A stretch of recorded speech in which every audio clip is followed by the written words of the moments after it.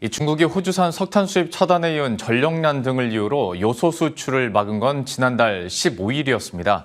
그 후 화물과 택배, 건설 등에서 요소수를 쓰는 경유차들이 많은 어려움을 겪고 있는데요.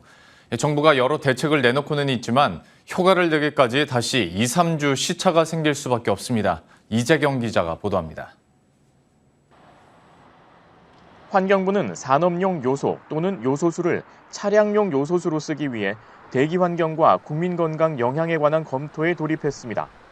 산업용 요소와 요소수 시료의 성분을 시험 분석 중입니다. 또 실제 자동차에 주입해 오염물질 배출 농도 등을 분석할 계획입니다. 검토 결과는 이달 셋째 주에나 나올 전망입니다. 지난해 중국에서 수입한 요소는 총 55만 톤이었으며 산업용은 차량용 8만 톤까지 합쳐 총 33만 톤이었습니다. 기획재정부는 요소수를 매점하거나 판매를 기피하는 행위를 차단하기 위한 장치도 다음 주에 마련하기로 했습니다.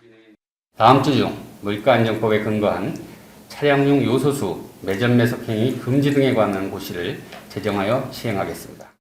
이에 맞춰 환경부와 지방환경청은 매점 매석 행위 신고센터를 설치하기로 했습니다. 환경부, 공정위, 국세청, 관세청 등은 합동 단속반도 가동합니다. 환경부는 주유소 관련 협회를 통해 승용차는 한 번에 10리터들이 한 통, 화물차는 두세 통 수준에서 판매하도록 주유소에 당부했습니다.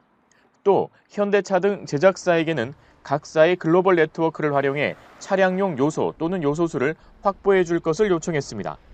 롯데정밀화학 등 제조사들에게는 소방차, 구급차 등에 우선적으로 협조해 줄 것을 요청했습니다.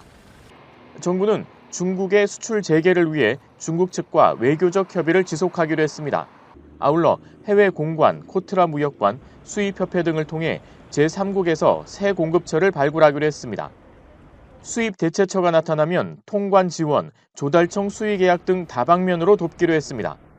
우리나라에서 요소수를 사용하는 차량은 승용차가 133만 대, 승합차는 28만 대, 화물차는 55만 대에 달하고 요소수의 중국 의존도는 97%에 이르는 상황입니다. 정부 세종청사에서 머니투데이 방송 이재경입니다.